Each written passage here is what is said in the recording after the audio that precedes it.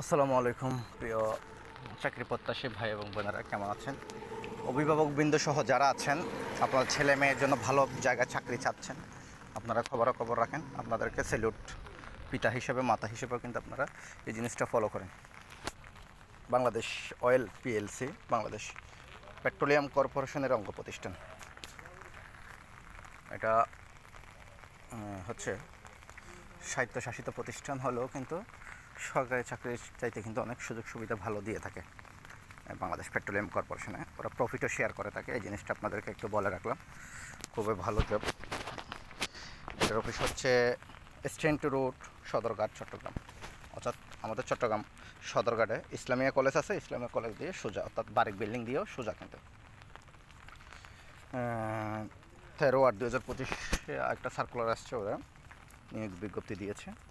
যেমন জ্বালানি ও খনিজ সম্পদ বিভাগের আওতাধীন, অর্থাৎ জ্বালানি ও খনিজ সম্পদ বিভাগ আওতাধীন বাংলাদেশ পেট্রোলিয়াম কর্পোরেশন বিপিসির অঙ্গ প্রতিষ্ঠান, অর্থাৎ এদের অঙ্গ প্রতিষ্ঠান বিপিসির Padma oil limited Padma oil পিএলসির এভিয়েশন বিভাগে নিম্নলিখিত পদসমূহে স্থায়ীভাবে নিয়োগের লক্ষ্যে প্রকৃত বাংলাদেশি নাগরিকদের নিকট হতে অনলাইনে দরখাস্ত আহ্বান করা যাচ্ছে। অনলাইন ব্যতীত কোনো প্রকার আবেদন গ্রহণ করা হবে না। অনলাইনে চাচ্ছে, অনলাইনের বাইরে গিয়ে কেউ আবেদন করার চেষ্টা করি না, এটা রিস্ক হবে না। এক কথায় কী পদে লোক নিচ্ছে দেখেন। কম্পিউটার অপারেটর নিচ্ছে 2 জন। ক্লারিক্যাল গ্রেড সি, বেতন হচ্ছে 9,700 থেকে 28,580। আর এখানে শিক্ষাগত যোগ্যতা এবং অভিজ্ঞতা ও বয়স, সেটা চাচ্ছে এসএসসি অথবা ডিপ্লোমা ইন কম্পিউটার পাস। ঠিক আছে। কম্পিউটারের টাইপিংয়ের গতি প্রতি মিনিটে বাংলায় 25টি ও ইংরেজিতে 30টি শব্দ থাকতে হবে। কম্পিউটারে অবশ্য আপনাকে দক্ষ হতে হবে। বয়স চাচ্ছে এখানে 32 বছর, তবে বিভাগীয় প্রার্থীদের ক্ষেত্রে বয়স 45 বছর পর্যন্ত শিথিলযোগ্য। আচ্ছা, যাই হোক, বিভাগীয় প্রার্থীটা অনেকে বোঝেন না চাকরিতে, এটা আমি একটু বুঝে বলি। বিভাগীয় প্রার্থীটা হচ্ছে যেমন পদ্মা অয়েলে চাকরি করতেছে কম্পিউটার অপারেটর অথবা অন্য কোনো পদে, যে কোনো পদে, ডেলি লেবার হতে পারে, অফিস সহায়ক হতে পারে, যে কোনো একটা পদে চাকরি করতেছেন। ওনার বয়স মনে করেন 44 বছর 9 মাস হয়ে গেছে, তাহলে 45 হচ্ছে আরও 3 মাস বাকি না? ওনাদের ক্ষেত্রে বলছে 45 বছর পর্যন্ত। আশা করি আপনারা বুঝেছেন বিভাগীয় প্রার্থী মানে কি। যাই হোক, মেকানিক চাচ্ছে নন ক্যারিক্যাল গ্রেড হতে 6, ভালো গ্রেড দিচ্ছে কিন্তু এখানে দেখেন। মেকানিক্যালে 2টি 8ম শ্রেণী পাস, তবে বৈধ লাইসেন্সধারী এবং সংশ্লিষ্ট ক্ষেত্রে 5 বছরের বাস্তব অভিজ্ঞতা। অভিজ্ঞ প্রার্থীদের কিন্তু এরা প্রায়োরিটি দিবে। ঠিক আছে। অন্যান্য বাইরের থেকে হলো চাচ্ছে 32 বছর, আর বিভাগীয় প্রার্থীর ক্ষেত্রে 45 বছর পর্যন্ত শিথিলযোগ্য। আর অ্যাটেন্ডেড ফুয়েলিং নন ক্লারিক্যাল গ্রেড 4। ওরে বাপরে বাপ, গ্রেডগুলো এগুলো আসলে নিজস্ব ওদের প্রতিষ্ঠানের সাংবিধানিক নিয়ম অনুযায়ী করা, প্রাতিষ্ঠানিক নিয়ম অনুযায়ী। 15টি চাচ্ছে এখানে। অ্যাটেন্ডেড ফুয়েলিং মানে তেল দেয় আর কি। গ্রেড 4 9,700 থেকে 25,910 টাকা পর্যন্ত। ঠিক আছে। SSC pass. তারপর হচ্ছে সংশ্লিষ্ট কাজে 3 বছরের বাস্তব অভিজ্ঞতা থাকতে হবে। তবে এভিয়েশন রিফুয়েলিংয়ের অভিজ্ঞতা সম্পন্ন প্রার্থীদের অগ্রাধিকার দেওয়া হবে। বয়স 32 বছর। বিভাগীয় প্রার্থীদের ক্ষেত্রে কিন্তু শিথিলযোগ্য চাচ্ছে এখানে। আচ্ছা, যাই হোক, বিভিন্ন শর্তাবলীটা একটু বলি।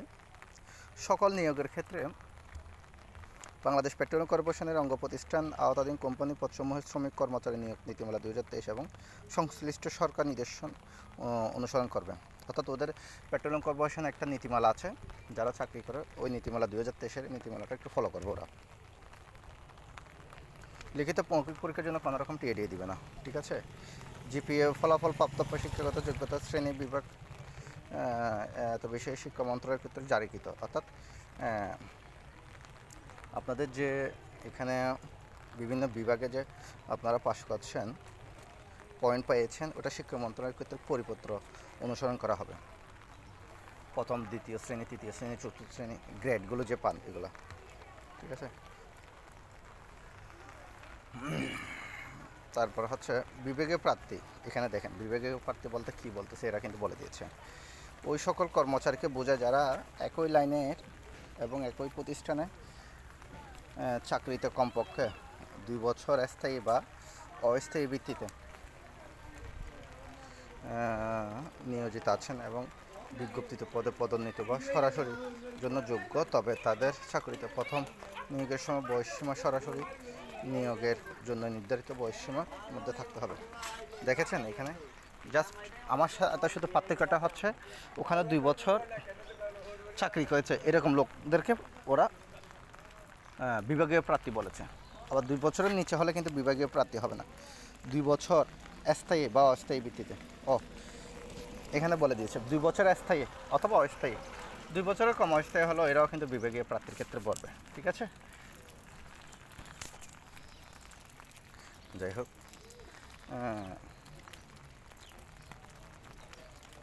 এখানে বলছে একজন প্রার্থী শুধুমাত্র একটি পদের জন্য একবার আবেদন করতে পারবেন। যেমন একজন প্রার্থী আপনি 2টাতে স্কিল আছে, আপনি 2টাতে করতে পারবেন, কোনো সমস্যা নেই। এখানে বিস্তারিত আর যেগুলো এগুলো হয়তো ইম্পর্টেন্ট না, অনলাইনে যেহেতু আবেদন করবেন অনলাইনে করে দেবেন। তারপর আপনারা এই সার্কুলারটা একটু পরে নেবেন, ঠিক আছে। জমা দেবেন, টাকা পয়সা কত লাগে। তবে শেষ তারিখের আশা না করে আপনারা দ্রুত রেজিস্ট্রেশন করে ফেলেন। শেষ তারিখটা হচ্ছে আপনার 8/9/2025, আগামী মাসের 8/9/2025 পর্যন্ত। সকলের জন্য শুভকামনা, বিশেষ করে যারা আমাদের চট্টগ্রাম বাসী আছেন, চট্টগ্রামের বাসিন্দা আছেন, তাদেরকে বলবো আপনারা আবেদনটা করে ফেলেন, যেহেতু আমাদের এলাকা চট্টগ্রামে বাংলাদেশের সকল জেলার লোক করতে পারবে। তবে এই চাকরিটা বিশেষ সুযোগ সুবিধা যারা চট্টগ্রামে থাকে ওদের জন্য বেশি সুযোগ সুবিধা হবে, বেশি ভালো হবে। আপনারা বুঝতেছেন না এখন অনেকেই, ঠিক আছে। অনেকে মনে করেন লবিং আছে, বিভিন্ন ধরনের মামা খালু নাই, টাকা নাই, হ্যান নাই, ত্যান নাই। আমি বলবো ভাই, রিজিকের মালিক হলো আল্লাহ। আপনি ভালো করে পড়ালেখা করেন, স্কিল থাকলে আপনাকে কেউ ঠেকাতে পারবে না, কোথাও না কোথাও আপনার হয়ে যাবে। তবে বিভিন্ন জায়গায় আপনাকে পরীক্ষা দিতে হবে, আপনার স্কিল দক্ষতা যে আছে ওটা পরীক্ষা করতে হবে বিভিন্ন পরীক্ষার মাধ্যমে গিয়ে। তখন আপনার পরীক্ষার ভাসটা কীভাবে হচ্ছে, কী লেভেলের পরীক্ষাটা হচ্ছে, তখন আপনি বুঝতে পারবেন কোথায় কী হচ্ছে না হচ্ছে। ভাইভাতে গেলে ভাইভাতে কী জিজ্ঞেস করতেছে, কী বলতে হবে, তখন আপনারা এগুলো ভালো করে বুঝতে পারবেন। তখনই আপনার হুট করে চাকরি হয় না মানুষের, করতে দিতে একটা সময় হুট করে চাকরিটা হয়ে যায়। বিশ্বাসটা রাখতে হবে, আস্থাটা রাখতে হবে, ভেঙে পড়লে হবে না। যারা নতুন করে 32 বছর পর্যন্ত আছেন তারা আবার নতুন করে শুরু করেন। 30-এর মধ্যে যারা পার করে ফেলছেন, 32 পর্যন্ত যেহেতু সরকার করছে, 30-এর পর যারা এতদিন আবেদন করেন তারা নতুন করে আবার শুরু করেন। সকলের জন্য দোয়া এবং প্রার্থী আশীর্বাদ দোয়া রইল। আমার এই ফেসবুক পেজের থেকে যদি কারো চাকরি হয় তখনই আমার এই ভিডিওটা সার্থক হবে। আমার ইউটিউব চ্যানেল আছে প্রতিদিন চাকরির খবর, এবং ফেসবুক পেজে আপনারা একটু ফলো লাইক দিয়ে রাখবেন। সকলকে ধন্যবাদ। কোনো কিছু জানার থাকলে অবশ্যই জানাবেন। আসসালামু আলাইকুম।